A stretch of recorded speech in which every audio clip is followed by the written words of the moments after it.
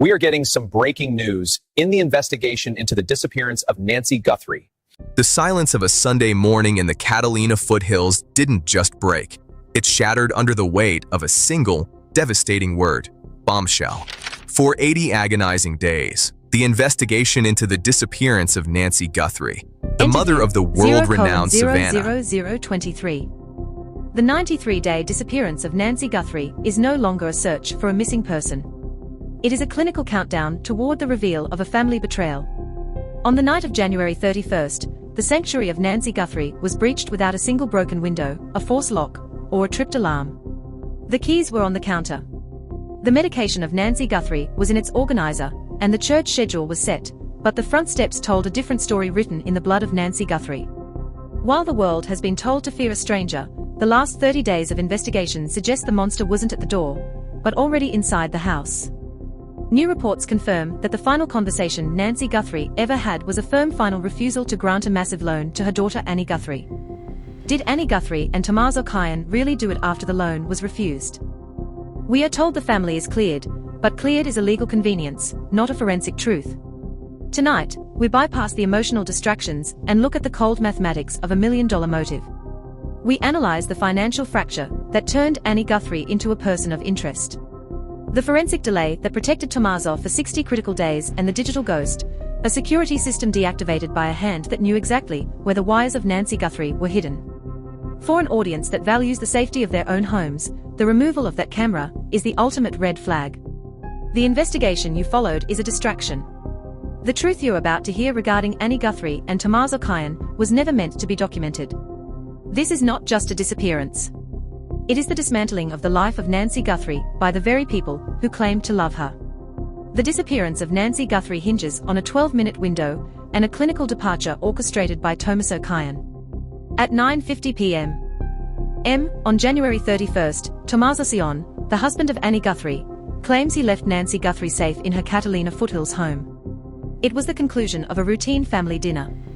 But while the vehicle of Tommaso Sion was pulling away, forensic patterns suggest a rapid controlled event was already in progress.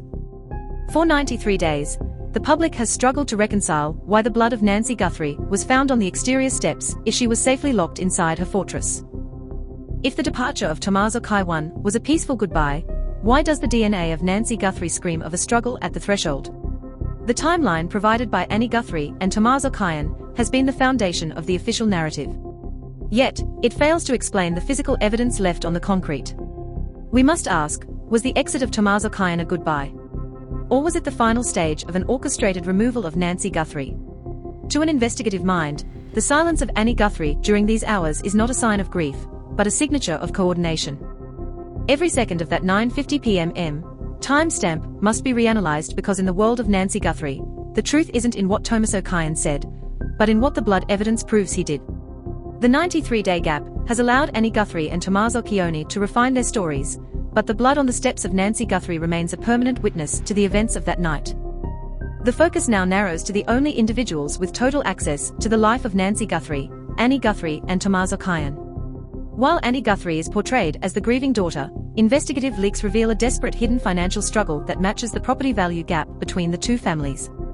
Shortly before the disappearance, Annie Guthrie reportedly pressured Nancy Guthrie for a loan intended to bridge a massive debt, a request that Nancy Guthrie denied with finality.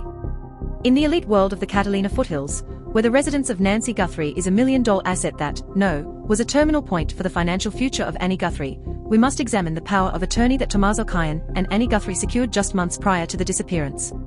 Why was this legal grip tightened at the exact moment Nancy Guthrie began to resist the financial demands of Annie Guthrie? The suspicion surrounding Annie Guthrie and Tommaso Kyan is not based on local gossip. It is based on the clinical reality that $1 million inheritance is the only solution for a mortgage and crisis. To understand what happened to Nancy Guthrie, we must stop looking at her as a victim and start looking at her as the person standing in the way of the financial survival of Annie Guthrie and Tommaso Kyan. For 93 days, the inner circle has tried to point the finger elsewhere, but the financial trail leads directly back to the door of Annie Guthrie.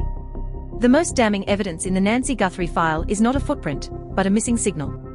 The Ring doorbell camera at the residence of Nancy Guthrie was not victim to a technical failure. It was physically detached. A stranger, an external predator, does not stop to dismantle high-end security hardware. They flee the scene. Only someone with the intimate spatial awareness of the home, someone like Tommaso Caian or Annie Guthrie, would know the exact placement, the wiring, and the vulnerability of that specific device. The digital footprint of Annie Guthrie on the night Nancy Guthrie vanished contains a 1-hour dark zone that perfectly aligns with the travel time between the two residences. Music. Why was the camera the only item removed from the property? If this were a robbery, why leave the jewelry and the cash of Nancy Guthrie, but take the only device capable of identifying Annie Guthrie or Tommaso Caian? This was a forensic act, a calculated effort to erase the last moments of Nancy Guthrie and replace them with a narrative controlled by Tommaso Caian. The digital files tell us that someone didn't just want Nancy Guthrie gone. They wanted the evidence of their own presence at the door deleted forever. For 93 days, Annie Guthrie and Tommaso Caian have benefited from this missing footage. Yet, the act of removing it remains the strongest circumstantial evidence against the couple. Forensic psychologists categorize the disappearance of Nancy Guthrie as a crime of forensic awareness. The cleanup was too thorough, the entry too clean, and the timing too perfect for it to be anyone other than an insider. When Nancy Guthrie denied the loan to Annie Guthrie, she challenged the perceived control Annie Guthrie and Tommaso Caian felt they held over the family legacy. Analysts argue that the clinical state of the Nancy Guthrie home suggests the perpetrator intended for the disappearance to go unnoticed for as long as possible, providing a gift of time to Annie Guthrie. This delay allowed Annie Guthrie and Tommaso Caian to establish their public personas before the first forensic team ever crossed the threshold. To a behavioral expert, the reaction of Annie Guthrie is not that of a daughter who has lost a mother, but that of an individual who has completed a high-stakes transaction. The motive is a mathematical certainty. When financial desperation meets total access, the result is the disappearance of Nancy Guthrie. The behavior of Tommaso Caian in the days following suggests a man who was not looking for a lost relative, but one who was waiting for the clock to run out on the evidence. Every interview given by Annie Guthrie and Tommaso Caian reveals a lack of emotional urgency that experts find deeply troubling. The geography of the Nancy Guthrie case offers a map of suspicion that is impossible to refute. The distance between the home of Annie Guthrie and the sanctuary of Nancy Guthrie is exactly 12 minutes. Yet in the hours following the drop-off by Tommaso Caian, there is a 60-minute gap where all digital pings and signals from the family went dark. If the drive is 12 minutes, what was happening in the remaining 48? This dark zone is where the narrative of Tommaso Caian and Annie Guthrie collapses. In a high-profile investigation, every minute must be accounted for. And for 93 days, Annie Guthrie has failed to explain that hour of electronic silence to an audience that knows how quickly a few miles can be covered. This is not a coincidence. It is a coordination of effort. We must look at the travel routes. If Tommaso Caian dropped off Nancy Guthrie at 9:50 p.m, the 60 minutes that followed were the most critical moments in the history of this case. It is in this geographic window that Annie Guthrie and Tommaso Caian moved from family members to the primary focus of a 93-day investigative mystery. The physical distance between the two homes was a bridge of opportunity for Annie Guthrie, and the silence of the GPS suggests that bridge was crossed under the cover of darkness. The final connection is the 93-day delay that has defined the search for Nancy Guthrie. For 2 critical months, the local sheriff's department bypassed the FBI to send DNA samples to a private lab with no proven record in advanced forensics. This delay provided Annie Guthrie and Tommaso Caian a 2-month window to let the trail go cold. But the bureaucratic shield is finally cracking. The FBI's Astria lab, the elite team that used ruthless hair analysis to catch the Gilgo Beach serial killer, now has the evidence from the Nancy Guthrie home. If the DNA of Tommaso Caian or Annie Guthrie is identified on a single strand of hair recovered from the scene, the cleared status of the family will be destroyed in an instant. The war between the FBI and the local police has slowed the wheels of justice, but it cannot stop the forensic science that is now closing in on Annie Guthrie. The truth about what happened to Nancy Guthrie is no longer hidden in the shadows. It is sitting in a test tube in Quantico, waiting to speak the names of Tommaso Caian and Annie Guthrie.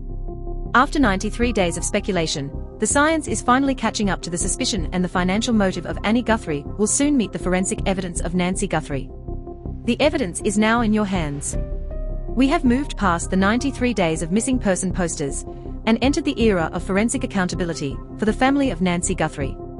We have seen the loan refusal, the power of attorney, and the surgically removed camera that point directly to the inner circle of Annie Guthrie and Tommaso Caian. The mainstream media will continue to show you the staged grief of Annie Guthrie, But we are showing you the cold mathematics and the dark zones of Tommaso Chione. Is this a tragic abduction by a nameless stranger, or is this a calculated cover-up born from a rejected loan and $1 million inheritance? Type truth in the comments if you believe the FBI will find the DNA of Tommaso Chione, or cover up if you think the 93-day delay was a gift to Annie Guthrie. In the end, a loan can be denied, but the silence of 93 days eventually finds a voice. And for Nancy Guthrie, that voice is starting to scream the truth about Annie Guthrie and Tommaso Chione.